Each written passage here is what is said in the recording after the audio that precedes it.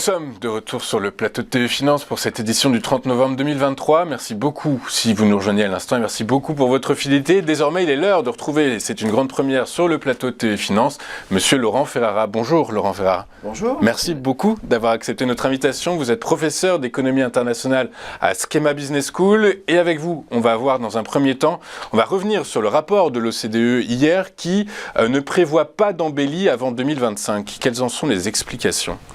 Oui, hier est sorti donc, les prévisions d'automne de l'OCDE. Vous savez, tous les 6 mois, l'OCDE fait un rapport sur l'environnement global, un petit peu comme fait le FMI d'ailleurs. Et donc là, les perspectives hier présentées par la chief économiste sont pas terribles, on peut dire ça comme ça. Donc on a une prévision de croissance mondiale sur l'année prochaine à 2,7%, ce qui est un ralentissement par rapport à ce qu'on a connu cette année, donc en 2023 où on était autour de 9 et en 2022 on était à 3,5 de croissance. Donc on a vraiment un ralentissement qui est assez marqué. Alors ce ralentissement provient un peu de partout sur les pays du G20 quand on regarde les prévisions détaillées. Beaucoup, on doit dire, de ce qui se passe dans les pays avancés. En particulier aux États-Unis et en zone euro. Donc aux États-Unis, on prévoit aujourd'hui, cette année on est sur une croissance de 2,5 aux États-Unis, on devrait descendre autour de 1,5, donc on perdrait 1 point de croissance aux États-Unis. Et en zone euro, on gagnerait un petit peu, mais on resterait sous les 1% de croissance. Donc c'est assez étendu comme ça sur l'ensemble des pays des G20, à quelques exceptions près, notamment par exemple l'Allemagne. L'Allemagne, on anticipe que l'Allemagne devrait regagner un petit peu de croissance l'année prochaine parce que tout simplement 2023 a été très mauvais. 2023 a été très mauvais, donc ils ont fait une croissance proche de 0. Donc ça veut dire que sur l'année prochaine, ils devraient un petit peu rebondir. Ils peuvent que repartir.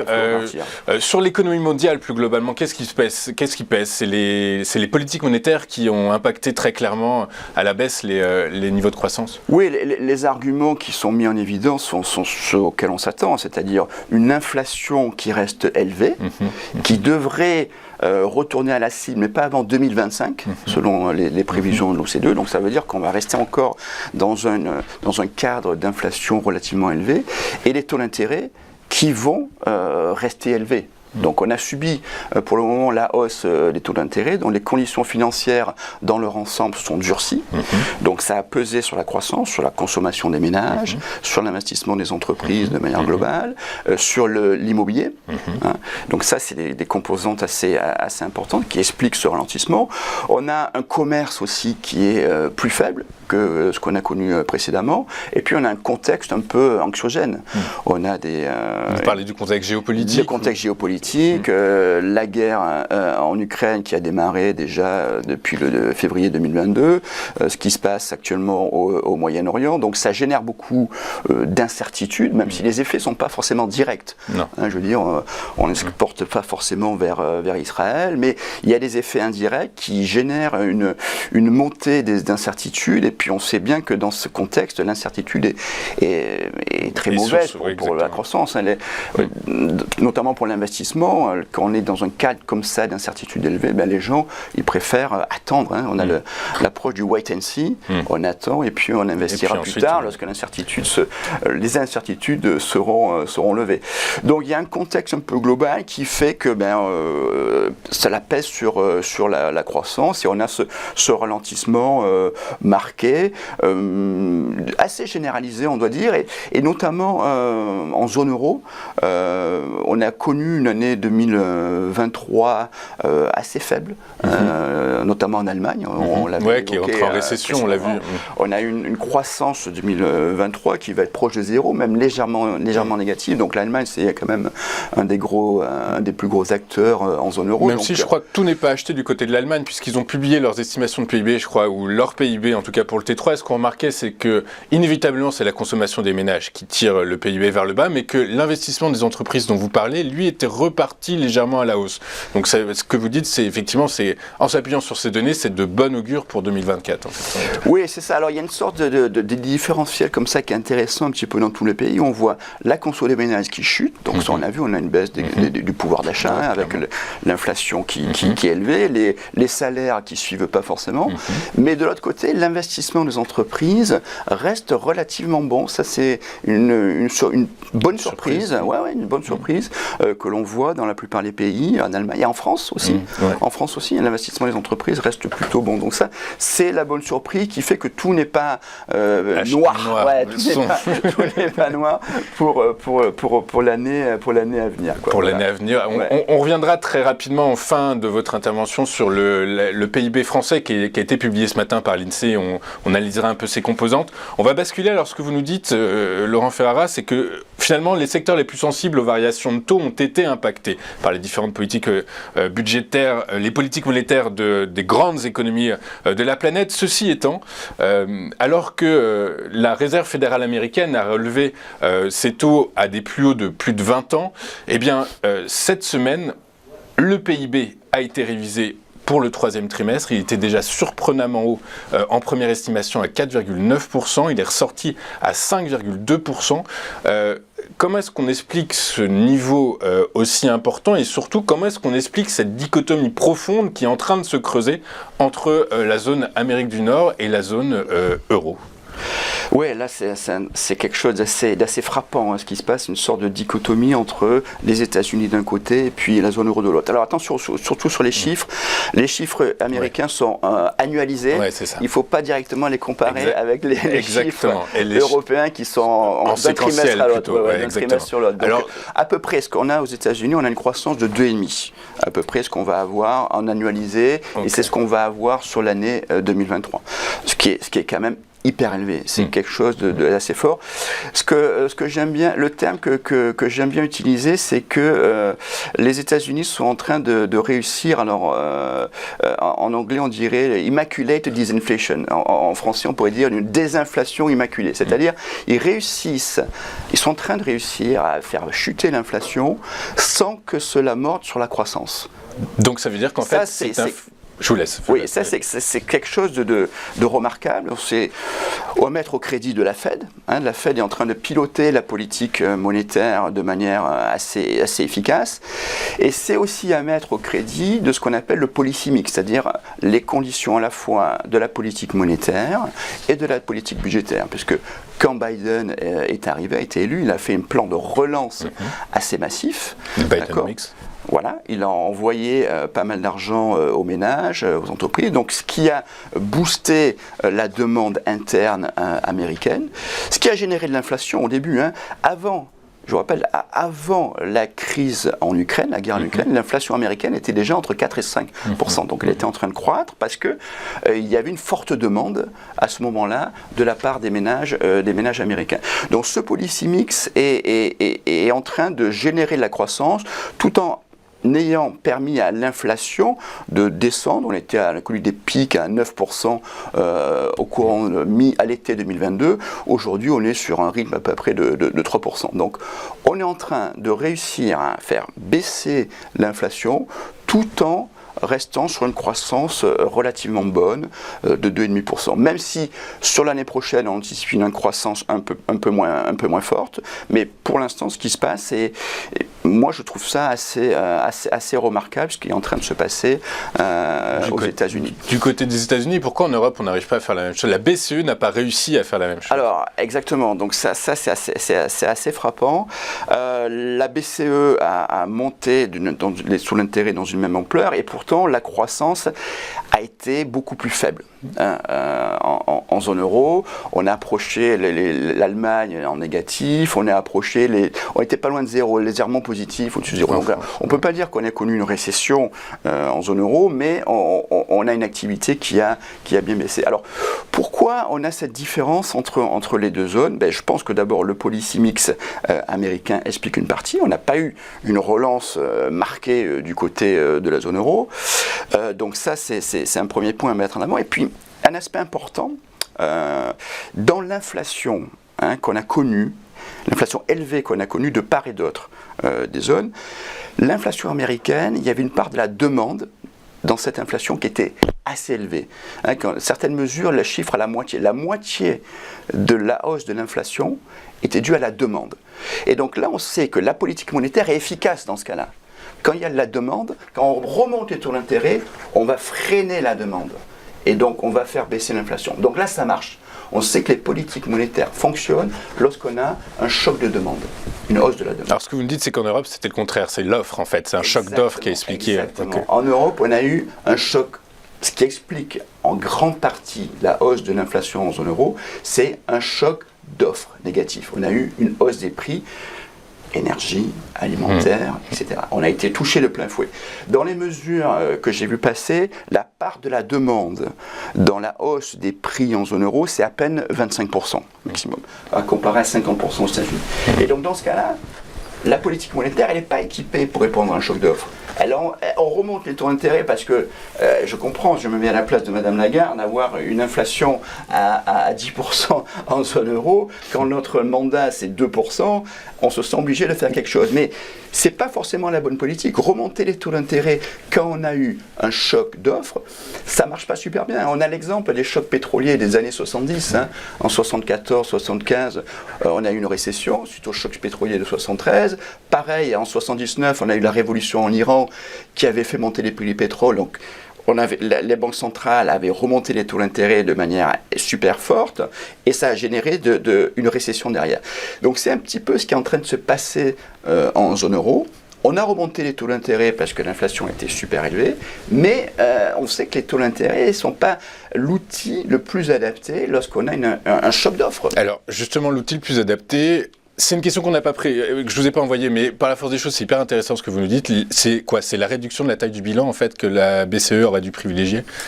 Alors, plus rapide elle doit réduire la taille de son bilan plus rapidement que ce qu'elle compte faire. Oui, alors peut-être la taille du bilan, mais en même temps, voilà, lorsqu'on est dans ce cadre-là, le bilan c'est quoi? Lorsque la BCE a fait du quantitative easing, a acheté beaucoup de titres, l'objectif c'était de baisser les taux d'intérêt à long terme, de compresser les primes de terme, pour avoir les taux longs les plus bas possibles et pour inciter, parce que les taux longs finalement c'est le déclencheur de l'investissement, de la. Oui, c'est sûr qu'à une époque on empruntait les OAT étaient négatifs, les entreprises empruntaient à 1%, aujourd'hui c'est 4, 5, 6. Ouais. Enfin, exactement, donc le quantitative tightening, c'est-à-dire si on commence à réduire le bilan, là ça va avoir tendance à rehausser les primes de terme et à avoir des taux d'intérêt un peu plus élevés. Donc la politique monétaire ne peut pas forcément tout faire dans ce contexte, il faut qu'il y ait un policy mix adapté. Donc, il faut que le gouvernement aide aussi, c'est ce qu'il a fait, le gouvernement, il a aidé, il a fait du whatever it takes, du quoi qu'il en coûte, donc il a aidé les entreprises et les ménages à traverser les crises. Ce qui était bien, à mon avis, c'était une politique correcte. Le problème, c'est qu'aujourd'hui, on se retrouve avec des dettes publiques élevées, un déficit élevé. Donc vous me direz, bon, pourquoi pas, on a des pays sur lesquels... notamment les États-Unis. Notamment les États-Unis, sans parler du Japon, pour lequel on a des dettes super élevées. Quel est le problème aujourd'hui avec les dettes élevées? C'est qu'on a des taux d'intérêt qui remontent. Donc la charge de la dette va augmenter mathématiquement. Exactement. Lorsqu'il y a un facteur qu'on aime bien regarder, dans l'équation de dette, pour savoir si la dette est plus ou moins soutenable au long terme, c'est ce qu'on appelle le R-G. Alors c'est quoi R-G? C'est une petite variable qui intervient dans l'équation de dette. R, c'est le taux d'intérêt réel, neutre, ce qu'on appelle neutre, qui est visible dans l'économie. Et G, c'est la croissance réelle. Okay? Donc lorsqu'on a des taux d'intérêt réels inférieurs à la croissance, eh bien, ça veut dire qu'on peut continuer à faire du déficit, la dette va être relativement stable. On ne va pas avoir de spirale de dette. La dette est soutenable. Par contre, lorsque R devient supérieur à G, lorsque les taux d'intérêt réels deviennent supérieurs à la croissance, là, on est moins bien. Mais il y a un risque de spirale sur la dette. Monsieur Ferrat, vous nous parlez de la soutenabilité de la dette, mais est-ce qu'en réalité... et même ce ratio dont vous nous parlez est extrêmement intéressant, mais d'un autre côté, est-ce qu'il y a un vrai sujet au niveau de la soutenabilité de la dette? Les États-Unis ne se posent pas la question de la soutenabilité de la dette. Est-ce que, finalement, par la force des choses, c'est plutôt de savoir si on avait est-ce que c'est un sujet, la soutenabilité de la dette, justement? Très bonne question, très bonne question. Les États-Unis s'endettent parce que, d'abord, ils ont une dette qui est super demandée. Les marchés ont besoin de cette dette qui est liquide, fiable. Donc ça, c'est deux aspects super importants. Donc ils émettent de la dette et puis il y a la demande en face. Donc les taux d'intérêt sont maintenus super bas parce que même s'ils émettent, il y a toujours des gens qui vont acheter. Il y a beaucoup de régulation maintenant, régulation bancaire. On oblige les agents à avoir dans leur portefeuille de la dette extrêmement safe, la dette américaine. En zone euro, on est presque là, on n'y est pas encore. Pourquoi on n'y est pas encore? Parce qu'il nous faudrait une dette commune à l'ensemble de la zone euro. Pour l'instant, la dette la plus fiable, c'est la dette allemande. Voilà. Mais la dette allemande, elle est pas super liquide. Le marché est relativement faible. Surtout, les Allemands ne s'endettent pas. Donc, évidemment. Évidemment. C'est surtout ça le sujet. Si on avait une dette commune à l'ensemble de la zone euro, il faudrait... Alors, je ne dis pas que c'est facile, parce qu'il faut que les pays se mettent d'accord, il faut que les Allemands soient d'accord de partager une dette avec nos amis grecs et italiens, ce qui est toujours... mais on a vu que lorsqu'on a émis la dette commune au niveau de la zone euro, c'est parti... Il y a eu de la demande, oui, exactement. Il y a une demande très forte pour une dette qui viendrait concurrencer les actifs américains. Mais bien sûr, qui viendrait concurrencer les actifs américains. Donc là, il y a, pour les années à venir, il y a un champ hyper important où on pourrait devenir l'équivalent de l'américain, et ce qui pourrait, je finis là-dessus, faire que l'euro devienne une monnaie internationale comme l'est le dollar. Le dollar aujourd'hui, c'est 60% des échanges, des prêts internationaux. L'euro, c'est à peine 20%. C'est pas ce qui est en train de se passer a priori. On est plutôt, alors s'il y a un phénomène de dédollarisation, c'est plutôt à l'actif, c'est plutôt en faveur de l'or, a priori. Les réserves d'or des banques centrales ont littéralement explosé ces derniers temps et elles se séparent de leur devise. Alors vous me direz, l'or est libellé en dollars, du coup, par la force des choses. Bon. Mais, oui, l'or, oui, c'est stocké dans les réserves des banques centrales, mais pour devenir, je veux dire, pour une monnaie internationale, c'est une monnaie qui sert aux entreprises dans les pays émergents. Et qui sert surtout c'est une valeur de réserve, en fait, en réalité. C'est une monnaie de réserve. Et là, pour l'instant, l'euro, on ne l'en trouve pas dans les caisses des banques centrales. Voilà, enfin, très peu, à hauteur de 20%. Les idées qu'on a en tête, c'est à peu près 60% dollars, 20% euros, et le reste, c'est quasiment rien du tout. Il y a un peu de yen, un peu de British pound, de livre sterling, et le renminbi, c'est zéro, hein. Il n'y a rien du tout, le renminbi. Donc, alors justement, peut-être qu'on reviendra. Renminbi, non mais renminbi, on va rester sur la thématique chinoise, puisque ce matin ont été publiés les indicateurs avancés d'activité des services et de l'industrie, les PMI manufacturiers et de services, qui sont sortis sans trop de surprise, mais toujours en contraction pour le PMI manufacturier, en baisse, en zone d'expansion, mais en baisse pour les services. Comment est-ce qu'on explique cette situation selon vous? Et surtout, vous nous parlez de dette publique, mais est-ce qu'il faut s'inquiéter de la dette privée chinoise? Alors oui, merci de m'amener un petit peu sur le champ de la Chine, même si je vous ai tendu de la perche avec ouais, merci beaucoup. La Chine déçoit un peu. On espérait qu'à la fin du Covid, donc où il y a eu les mesures de lockdown qui ont compressé un petit peu l'activité en Chine, donc ça on sait très bien, on espérait qu'à la sortie, mais la Chine redevienne le moteur de la croissance mondiale. C'est pas ce qu'on voit. La Chine est à peu près sur une de 5% de croissance, officiellement, hein, donc on a toujours un peu d'incertitude sur les chiffres, notamment de croissance.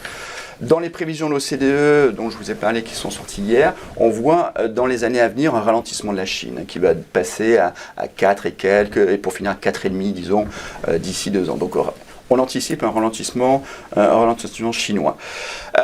La Chine est un peu une problématique. On essaie de comprendre ce qui se passe. C'est pas toujours évident, hein, parce que, comme je disais, les chiffres sont pas toujours super fiables. Mais ce qu'on a en tête, c'est que la Chine avait envie de changer de modèle. Donc c'était le pays qui était devenu, lorsqu'ils sont entrés dans l'OMC, hein, l'Organisation mondiale du commerce en 2001, ils sont devenus le pays exportateur, le plus grand exportateur de l'économie mondiale. Donc ils ont fait la croissance. Quand on exporte, on fait de la croissance. 40% de la croissance mondiale, a priori la Chine. En termes d'export, c'est super important. Hein, mais quand on fait des exports, on fait mécaniquement de la croissance. Donc on a un PIB élevé parce qu'on a des exports élevés nets. D'accord. On exporte beaucoup plus que ce qu'on exporte, c'est mécanique. Les Chinois ont voulu un petit peu changer de modèle, c'est-à-dire revenir sur un modèle de croissance lié à la demande interne, c'est-à-dire les ménages, la conso des ménages et l'investissement des entreprises. Ça n'a pas super bien marché. Hein. Par exemple, on était le compte courant, ce qui nous permet de voir un petit peu ce qui passe en Chine, on était à 10% avant la crise financière globale 2007, on est descendu quasiment à zéro. Ce qui reflète le fait que la Chine était en train de changer de modèle juste avant la crise Covid. Évidemment, quand on fait ça, on n'a plus de croissance. Donc là, ils se sont rendus compte que c'était peut-être pas une bonne idée parce que la croissance était limitée du coup du fait de l'exportation. Donc là, à l'issue du Covid, ils sont redevenus un pays exportateur. Donc pendant le Covid, on l'a vu, ils ont exporté des masques, ils ont exporté tout le matériel médical, etc. Donc ils reviennent un petit peu sur ce modèle. Le compte courant aujourd'hui est évalué autour de 2% par la Banque mondiale. Il est vraisemblablement sous-estimé. Il y a des mesures alternatives, des gens qui regardent les données des douanes, les données chinoises en détail. On serait plutôt sur un compte courant de 4%. Ce que veut dire que la Chine est redevenue une puissance exportatrice en fait, en réalité. La Chine est en train de redevenir une puissance exportatrice. Alors, le compte courant, on peut le voir aussi d'une autre manière. On peut dire que c'est l'épargne moins l'investissement. Donc, ça veut dire que aussi, s'il y a un compte courant positif, qu'il y a beaucoup d'épargne et très peu d'investissement. Donc, ils n'ont pas réussi à devenir un pays pour lequel la demande devient un moteur de croissance. Et ça, c'est très important. Et ça, on le voit. Moi, je le vois très bien. J'avais fait une petite étude. On regardait les pays du G20, on regardait l'inflation dans tous les pays. Parmi les pays du G20, la Chine, c'est le seul pays pour qui l'inflation a baissé entre 2020 et 2022. Et ça, ça reflète quelque chose de relativement négatif. C'est-à-dire que la croissance domestiquement, on a des problèmes. On a des problèmes parce qu'il n'y a pas de demande. Les ménages ont plutôt envie d'épargner pour l'avenir, parce qu'il n'y a pas de système de retraite, il n'y a pas de filet de sécurité. Oui, et puis ils sont échaudés par ce qu'a rencontré le secteur de l'immobilier. Combien de Chinois ont acheté des maisons sur plan qui ne sont toujours pas livrées? Exactement, ils ont investi beaucoup. Et là, c'est le point peut-être sur lequel je peux finir. Vous me parliez de dette. Effectivement, si on regarde la dette chinoise agrégée, l'ensemble des agents publics et privés, on est à 270% du PIB. Mais là-dedans, la plupart, on a à peu près 200% qui est de la dette privée. Donc des ménages et des entreprises. Des ménages et des entreprises, il y a à peu près, ça doit être 130% d'entreprises et 70% des ménages, quelque chose comme ça. C'est énorme, sachant que, si on regarde l'histoire, la plupart des crises financières sont venues d'une crise liée à l'endettement privé, soit des ménages, soit des entreprises. Pas l'endettement public, ça a été extrêmement rare, les crises globales. Si on prend la dernière crise financière globale, ce qui s'est passé aux États-Unis en 2007, c'est de l'endettement privé, de l'endettement des ménages. Donc pour revenir sur ce que vous disiez avant, c'est-à-dire que finalement la soutenabilité de la dette publique, c'est pas vraiment un sujet en réalité, c'est pas ça qui est source de récession, de crise financière, c'est la soutenabilité de la dette privée, et notamment celle des entreprises, du coup par la fin j'imagine, plus que celle des ménages. C'est un point hyper important et que je voudrais mettre en évidence ici pour conclure, c'est qu'effectivement, dans l'histoire, quand on regarde l'histoire, la plupart des crises financières proviennent d'un endettement de la sphère privée, pas de la sphère publique. La sphère publique, on arrive à gérer, si on prend l'exemple de l'Argentine, alors c'est vrai que ce n'est pas des pays systémiques, je vous l'accorde, si jamais les États-Unis devaient faire défaut, ça n'arrivera pas, ils ont le dollar, ils émettent de la dette, ils n'ont pas de problème de ce côté-là. L'histoire nous dit que le risque provient de l'endettement privé. Et là, effectivement, on peut avoir quelques angoisses quand on regarde ce qui se passe du côté de la Chine, où l'endettement des entreprises est hyper élevé. Notamment, il y a ces fameuses entreprises qui sont ce qu'on appelle des SOI, des State-Owned Entreprises, des entreprises gérées par l'État, qui ne sont pas productives, qui sont quasiment des firmes zombies, qui ne sont pas du tout productives, qui sont alimentées par le gouvernement pour produire et pour maintenir l'emploi, surtout pour maintenir l'emploi dans de nombreuses provinces chinoises. Monsieur Ferrara, merci beaucoup d'avoir été avec nous ce matin. C'est un plaisir de vous entendre. Vous êtes professeur, ça s'entend. Vous êtes très pédagogique et je vous en remercie. Il faudra revenir parce que moi j'ai encore plein de questions à vous poser. Il fallait qu'on traite du PIB français qui a été publié ce matin, de l'inflation, du revenu disponible brut des ménages français, du risque de scénario à la japonaise, parce qu'on avait plein de choses à voir. Revenez quand vous voulez, Monsieur Ferrara. Ça a été un plaisir. Je rappelle que vous êtes professeur d'économie internationale à Schema Business School. On marque une courte page de publicité et on se retrouve juste après. À tout de suite sur Téléfinance.